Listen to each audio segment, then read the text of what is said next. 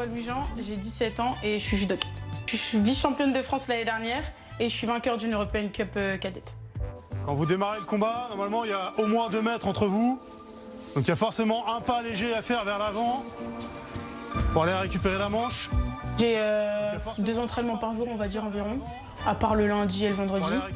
Et c'est comme d'habitude, en vrai c'est une vie comme tout le monde, hein. Je me réveille, je vais m'entraîner, je vais à l'école, je repars m'entraîner et puis après je mange.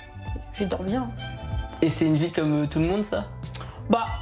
Pour moi, pour mon entourage, pour moi je trouve que c'est comme tout le monde, mais après non, je pense pas. On n'est pas en mime ou choses comme ça, maintenant vous êtes sur un cursus où le but c'est de gagner. S'il y a besoin de monter en mettant un parpaing, vous mettez un parpaing. La tête elle va partir en arrière, le déséquilibre il est engagé. Derrière vous mettez la jambe, ça part. D'accord? Donc dans ce cas-là, je suis ici. Ce qu'il ne faut pas, c'est que ce soit mon épaule qui soit en déséquilibre. Au départ, c'était vraiment dur, parce que du coup, on n'est vraiment pas habitué au fait de se réveiller à 7 heures du matin, etc. Mais au fur et à mesure, après, on s'habitue, parce qu'on est content d'aller s'entraîner, donc il n'y a pas de « ah, j'ai la flemme de me lever », etc. Donc ça va, j'y vais comme ça. Après, chez les filles, le risque, il est limité, parce que des filles qui font ça, il y a un bras, il n'y en a pas des masses. Et je sais que sur elle, il ne faut pas le faire. En vrai, même chez les mecs, le il y a un bras, c'est... Même chez les mecs, le il y a un bras... Un Pôle France, c'est une structure de haut niveau. Donc, comme j'expliquais tout à l'heure, c'est avec des entraînements matin et soir. Et voilà, donc c'est un groupe. On assemble le groupe junior cadet ici. Nous, on récupère des jeunes qui arrivent cadets, juniors pour certains, qui souvent arrivent de Pôle Espoir. Donc là, le premier étage, on va dire, de la pyramide. Le deuxième étage, il y a le Pôle France. Et c'est de les amener à l'INSEP, qui est le centre de haut niveau sur Paris. Kélia est de Wassel, donc c'est un petit club de la région rouennaise. Elle est arrivée ici cadette 1, donc là c'est déjà sa 4e année. Elle a une évolution, une bonne évolution, puisque l'année dernière elle finit vice-championne de France cadette. Pour aller chercher la forme au sauto avec la saisie revers, c'est ce que vous avez l'habitude de faire et d'engager quand vous êtes en combat. Kélia, bon, c'est la numéro 1 au niveau régional. Hein. Elle est même numéro 1 en senior, c'est elle qui a gagné le championnat de Normandie senior l'année dernière. Elle a participé au championnat de France première division senior aussi là, en décembre dernier, pour une première expérience. En junior, qui est vraiment son objectif numéro 1 là, cette année, elle est 8e nationale. Donc ça la place déjà sur un potentiel podium au championnat de France fin mars. Et c'est son objectif de toute manière.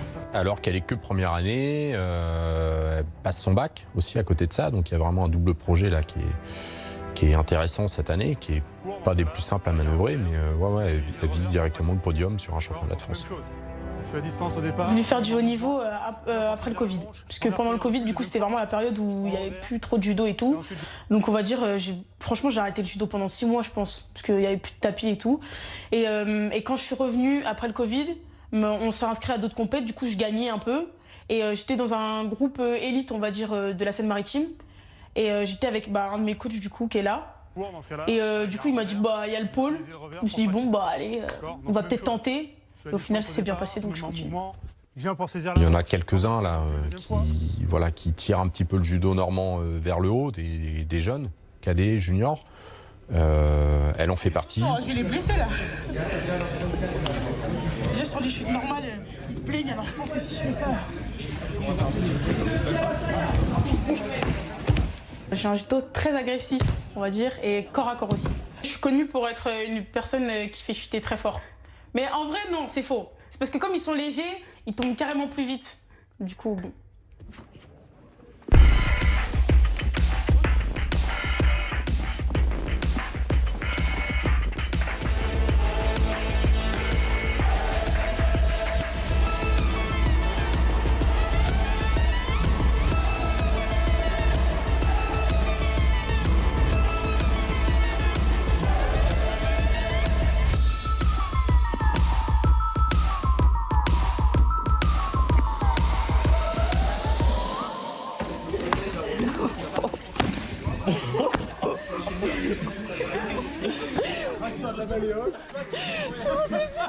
C'est pas un coup de pied.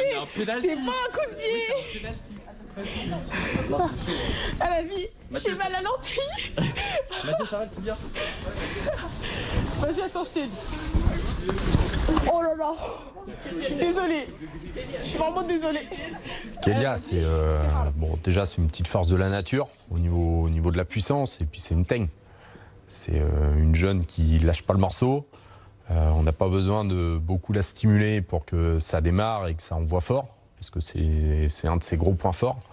Techniquement, elle emmagasine en ce moment, c'est très bien, elle progresse, mais c'est vrai que son impact physique est vraiment impressionnant. Donc il n'y a pas besoin de trop la chatouiller pour que ça démarre vite, même sur les séances techniques, sur les séances de prépa physique ou les séances de combat de randonnée. Alors, il faut savoir que Kélia a un judo très impactant, très physique, dans une catégorie de poids déjà un petit peu élevée pour la jante féminine, moins de 63, elle les dépasse un tout petit peu. Donc en face, il faut du répondant, et on en a un petit peu, mais pas assez. Donc ouais, elle va se fournir chez les garçons, chez les moins de 60, les moins de 66. Je suis contente de me dire que j'envoie plein de gens. Après, je me fais envoyer des fois aussi, mais je peux le dire aussi, donc ça va. J'ai envie de tout gagner. J'ai juste, je me dis, je peux pas ne pas m'entraîner et faire des résultats. Ça fonctionne pas. Donc je suis obligée de me dire, je vais à l'entraînement pour y aller, quoi. Voilà. J'ai commencé à OACL. C'est pas du tout moi, j'ai voulu commencer parce que j'ai vraiment commencé jeune. C'était 3-4 ans. Mes parents, ils m'ont dit, parce qu'à chaque fois je leur demande, du coup, ils me disent c'est parce que j'étais une excitée de la vie. Bon, après, je pense pas que ça a changé grand chose, mais de base, c'était pour me calmer un peu le judo. J'ai un souvenir d'une compétition, ouais, donc on était par poule de 4, c'était 4 garçons, et en plus j'étais dans la poule de mon frère. Du coup, je me suis dit, impossible, je perds. C'est trop la honte. Et du coup, bah, j'ai gagné. T'as tué tous les garçons? J'ai tué tous les garçons. Poule de 4. C'était super drôle, franchement. J'étais super énervante sur le tapis, je pense, parce que ma coach, elle me criait tout le temps dessus. Du coup, soit elle me mettait au milieu, je devais montrer les trucs, ou soit elle me faisait faire des tours de canard ou des tours en courant. On a eu besoin de la remettre un peu dans le droit chemin quelques fois sur des séances d'entraînement. Mais ouais, c'est quelqu'un qui dynamise vite le groupe, qui a très souvent le sourire aux lèvres, même quand elle arrive le matin à 7h30. Là. Donc c'est vrai que même pour nous, c'est un bon relais vis-à-vis du groupe junior. Franchement, je suis une excitée de la vie. Franchement, j'aime trop faire plein de trucs en même temps, etc. Bon, des fois, il faut que je me calme, mais en vrai, ça va. J'arrive à me gérer tranquille. En fait, je suis dissipée un peu. J'ai vraiment du mal à me concentrer. Je pense que ça, c'est un problème un peu. Mais là, au fur et à mesure, j'ai appris à correctement gérer. Elle a été pas mal reprise par Yvain, mon collègue, et moi-même les années précédentes. Et voilà, je pense que ça lui était bénéfique. Maintenant, elle arrive à rester vraiment focus sur ses tâches. Et puis bah, ça paye. Le travail paye, de toute manière, il n'y a pas trop de secret là-dessus. En avril 2025, j'ai participé au championnat de France cadet. Et franchement, c'était une compétition stressante parce qu'on savait qu'on était attendus un peu, les top 10 rankings. On sait tous, peut-être qu'elle va faire médaille, etc. Mais franchement, c'est une journée où j'étais préparée. Donc le stress, c'était du bon stress, pas du mauvais stress. Son championnat de France cadet 3, elle était attendue. Elle avait coché la case depuis le début de l'année avec un objectif en tête, c'était d'être championne de France. Du coup, j'ai fait toute ma journée et quand j'ai gagné ma demi-finale, franchement, je me suis dit, waouh, je suis en finale, je vais avoir ma médaille. Mais après, je me suis dit, la médaille, c'est pas ce que je veux. Moi, je vais être championne de France. Donc les tours se sont plutôt bien passés jusqu'à la finale où elle prend une combattante qu'elle a rencontrée moult fois sur la saison précédente. C'est une copine à moi, celle contre qui j'ai fait la finale. Donc en vrai, j'étais contente pour elle, mais je suis déçue pour moi. En vrai, c'était un peu dur la finale de France à la fin. Et voilà, il y a eu un petit accro, une énorme déception sur le moment. Et puis avec quelques heures plus tard, quand même la satisfaction de finir vice-championne de France, parce que c'est un aboutissement aussi de finir ces 3 années de cadette avec une belle médaille. On survit. Bah oui, on survit, on peut pas dire autre chose à ça. C'est de la survie. Bon allez, au revoir Flo ce soir. Vas-y, à ce soir.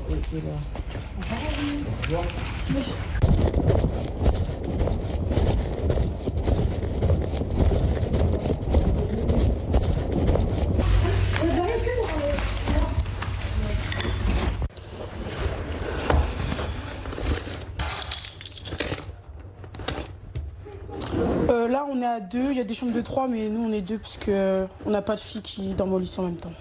Il y a une année où j'étais toute seule, je préfère clairement être avec des gens parce que bon, c'est pas amusant après sinon l'internat. Voilà, quelle heure? Non, je t'attends. Non, je t'attends, je t'ai dit. J'ai pas le droit. Éteins la lumière avant qu'on se laisse discuter. Ah, regarde la salle de bain.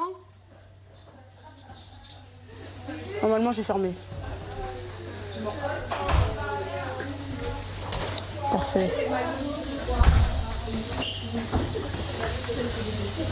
Je pense. Je pense que ça me va bien. Ouais, mais des bleus, genre. Parce que t'as déjà rose. Il y a 2 bus qui passent, mais comme on ratait tout en premier, bah ils ont fait un deuxième bus pour que nous on arrive à l'heure. J'accepte pas la critique. Oui. Oh la vie. Prouveur va. La bulle, tu l'as mis même. Arrête. T'es terrifiante. Le prix des crocs, c'est aberrant. C'était hier soir. C'était hier soir la Pro League. Aston, ouais. Mais c'était qui la meuf en face? Attends, c'était contre qui? C'était Dojo Begley vs qui? C'était contre qui? J'arrive même pas à voir. Malheureusement, je fais pas partie des personnes qui arrivent correctement. Enfin, j'arrive à gérer école et judo, mais niveau notes, je suis dans la moyenne. Je suis à 12, 13. Alors bon, il y en a, ils sont à 18, 19. Mais bon, franchement, non, en vrai, j'y arrive, ça va. Il y a des matières où c'est vraiment dur, mais sinon, les spécialités et les troncs communs, ça va. Non, c'est Madame Lamendola qui nous les corrige. Ah, ils sont 2 profs.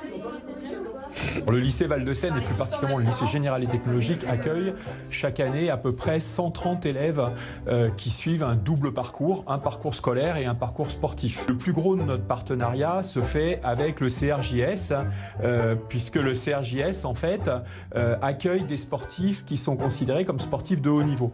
Le public que l'on accueille, ces 130 jeunes, sont tous considérés comme des sportifs de haut niveau. Nous avons organisé l'emploi du temps des pôles avec l'emploi du temps du lycée, ce qui veut dire que ces jeunes sont libérés le mardi matin 2 heures, le jeudi matin 2 heures, le mardi après-midi 2 heures, le jeudi après-midi 2 heures. Et nous essayons de ne pas... Ils n'ont pas cours non plus le samedi matin et nous essayons de les libérer le plus tôt possible le vendredi pour que ces jeunes qui souvent habitent loin puissent retourner chez eux. Et du coup, le prof, il m'a dit... Dans quel degré la performance sportive ou quelle part prend la génétique dans la performance sportive? Ok. Tu vois? Ok. Quelle part de génétique? L'ancien nom sport-études, finalement, fait un peu peur aux parents. Nous, en début d'année, quand on reçoit tous les parents, on parle plutôt de l'inverse, d'études sport. Parce qu'encore une fois, DTD, on a eu la chance, en plus de l'avoir ici, il y en a un dans le monde. Qui est capable de vivre très très bien de sa passion. Voilà, maintenant il faut vraiment préparer ses arrières, c'est compliqué. Double projet, triple projet pour certains, parce qu'il y en a certains qui partent sur un double cursus universitaire plus tard. Et voilà, donc il faut avoir une tête bien faite, il faut avoir un bon environnement aussi, que ce soit familial ou ici sur le pôle ou à l'internat. Puisque au niveau des spectateurs, on va faire 3,7% de la population mondiale. Les jeunes qui s'engagent dans ce type de parcours, ils doivent absolument être très bien organisés. Et cette organisation, pour un jeune de 15 ans, c'est pas toujours évident. On va la travailler au niveau du lycée comme avec tous nos lycéens, mais surtout, ça va être un objet très fort du partenariat avec le CRJS. Et donc, le CRJS est toujours aussi en accompagnement de ces jeunes sportifs de son côté. Et le lycée, là aussi, va mettre à disposition des jeunes sportifs les cours que le jeune aurait pu manquer, puisqu'inévitablement, il va manquer des cours. Donc, tout cet accompagnement se fait de cette manière-là. Et ce qui est très important, c'est d'avoir une vraie réactivité entre le CRJS, structure d'accueil et d'entraînement, et le lycée, structure de scolarité, de manière à ce que lorsqu'un élève se retrouve en difficulté, et ça arrive inévitablement, nous sommes là tout de suite pour réagir et opérer, mettre en place des actions pour permettre justement à ces jeunes de retrouver cette organisation particulièrement efficace qui leur permet de réussir sur les deux tableaux. On reste tout le temps entre sportifs. On discute avec les gens du lycée que quand on doit rattraper des cours et tout.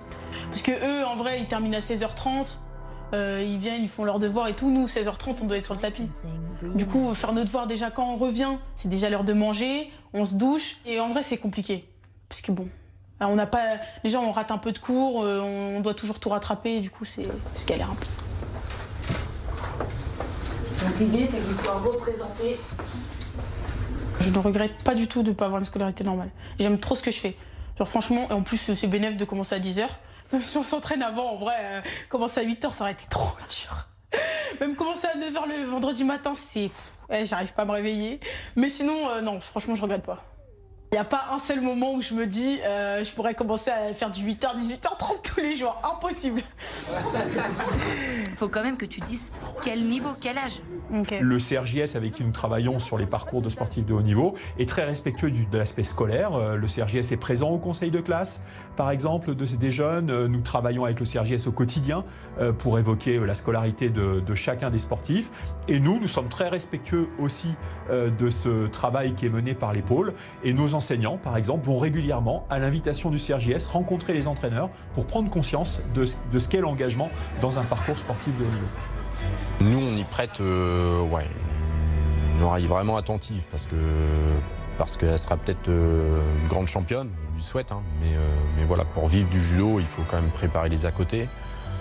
Ça veut dire valider son bac. Je sais qu'Elia, elle s'oriente sur un BPGEPS l'année prochaine. C'est le diplôme pour devenir professeur de judo. Ça va lui permettre aussi de s'entraîner quotidiennement ici.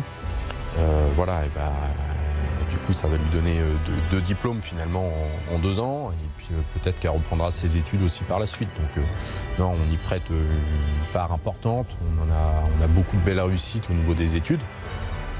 On en a aussi au niveau du judo et on en a qui arrivent à faire les deux. Donc ceux-là, bingo, hein, c'est qu'ils ont tout compris. L'immense majorité des jeunes que nous accueillons ne seront jamais des professionnels de leur sport, auront énormément de mal à vivre de leur sport. Donc l'enjeu, c'est de leur montrer ou d'aller travailler avec eux pour que la scolarité ait aussi un rôle. Et c'est ce qui se passe, le plus souvent, puisque tous nos jeunes sportifs sur les 3 dernières années ont tous eu le bac à l'issue des 3 années au lycée. La prof n'a pas décidé d'écrire bien, quoi.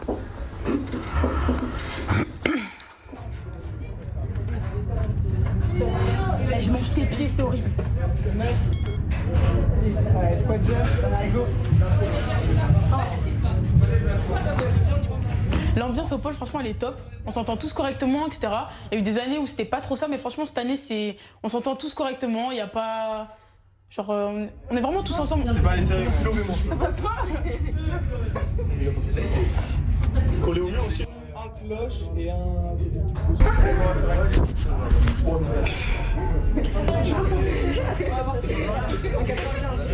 de nos forces aussi sur le pôle, d'avoir cette quantité d'athlètes déjà de bon niveau, certains de haut niveau et certains de très haut niveau.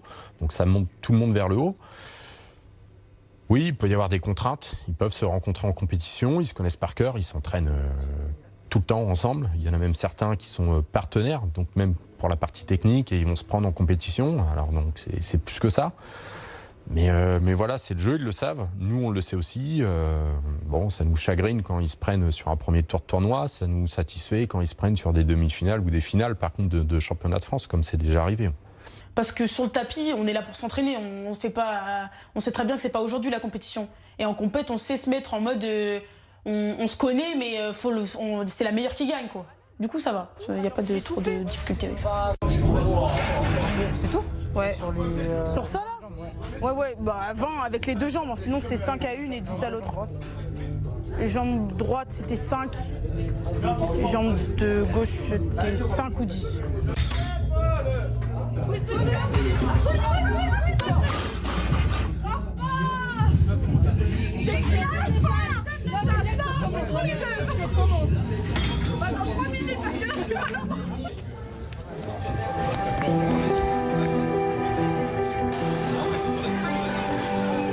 En octobre dernier, j'ai été contactée pour faire la Pro League. C'est un peu comme la Ligue 1 au foot. Genre ça rassemble les meilleurs, on va dire, les meilleurs clubs de France.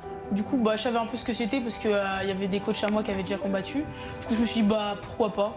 Sur la journée de Val d'Or, il n'était pas tout à fait prévu qu'elle soit là dès le début, puisque c'était Perrine Saint-Etienne, je crois, si mes souvenirs sont bons, qui se blesse quelques jours avant.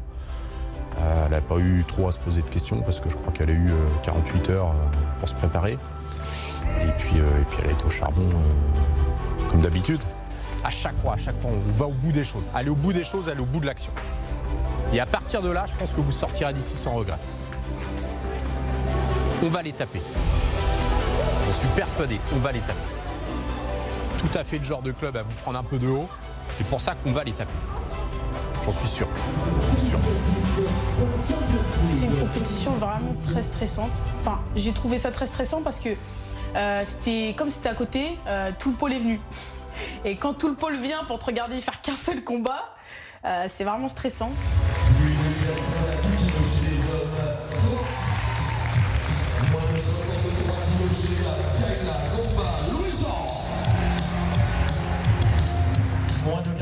Franchement, c'était super parce que quand on rentre sur le tapis, même s'ils ne te connaissent pas, écris ton prénom, etc.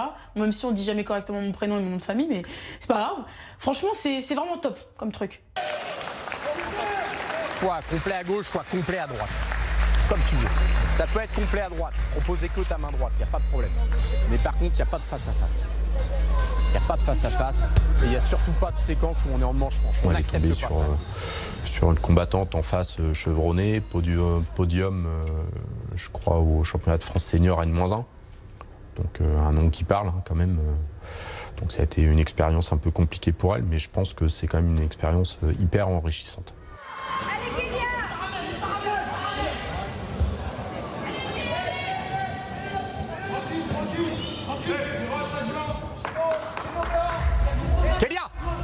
Kélia, même à une main, c'est tout de suite de l'attraction. Allez, grande. Immédiate. Allez, il faut qu'elle continue. Le combat n'est pas encore terminé, il reste 2:30. Hop, hop, hop, là, bah voilà. Là, le hippon, il est clair, il est net. C'est presque la période. Ouais, en démonstration, Lou Lemire, hein, vraiment en maîtrise. On est tous déçus d'avoir perdu un combat, mais je me dis, sur une senior, j'ai encore des choses à apprendre, quoi. Je suis encore loin de... Enfin, je suis pas loin, mais je sais qu'il me reste encore plein de trucs à avoir pour arriver à son niveau, quoi.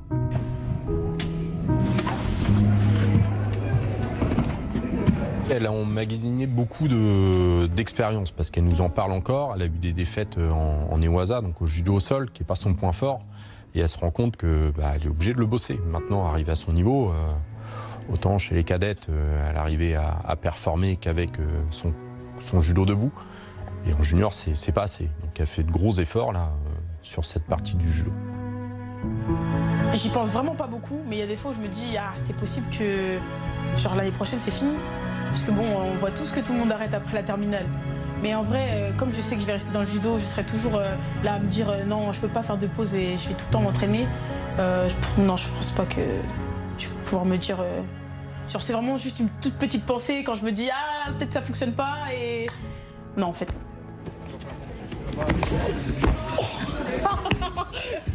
Avoir dans nos classes, parce qu'ils sont répartis dans plusieurs classes, des jeunes qui, par exemple, se lèvent le matin pour aller à la piscine à 6h ou aller à l'entraînement à 7h avant d'aller en cours. C'est un formidable exemple de vie, c'est un formidable exemple d'engagement et inévitablement, ça rejaillit sur l'ensemble de nos lycéens.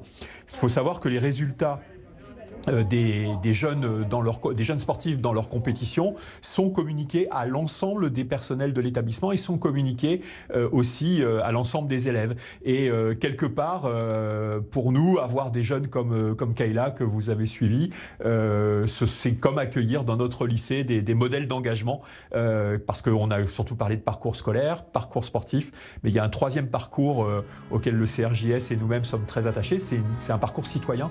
Et être citoyen, c'est s'engager dans sa cité. Et ces jeunes sportifs proposent un modèle d'engagement tout à fait intéressant pour nos élèves.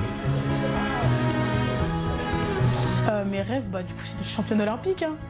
J'espère participer en 2032, même si c'est dans pas beaucoup de temps. Dans 10 ans, donc là j'ai 17 ans, j'aurai 27 ans. Je m'imagine, je pense encore à l'INSEP, parce que j'espère y rentrer quand même, en équipe de France senior. Et être en route pour les prochains Jeux avec tout le monde, en participant à des grands slams. Je travaille plus, je mets plus du mien dans ce que je fais. J'abandonne moins en me disant ça je m'en fous, c'est bon, je le ferai plus tard. Il dit quand il faut le faire. Et sinon, mentalement, franchement, avant, J'étais déterminée, mais là c'est encore plus. Il y a trop de choses en jeu. J'aime pas me faire quelque chose pour rien. Surtout que l'argent qu'on dépense pour ça, le temps que j'y passe, j'ai vraiment pas envie de me dire je fais tout ça pour ça. Genre il y en a plein qui ils sont là mais ils ont pas trop envie. Moi je me dis mes parents ils payent, ils sont derrière moi en plus, c'est ce qui est super. Du coup je me dis autant y aller à fond et puis voilà quoi.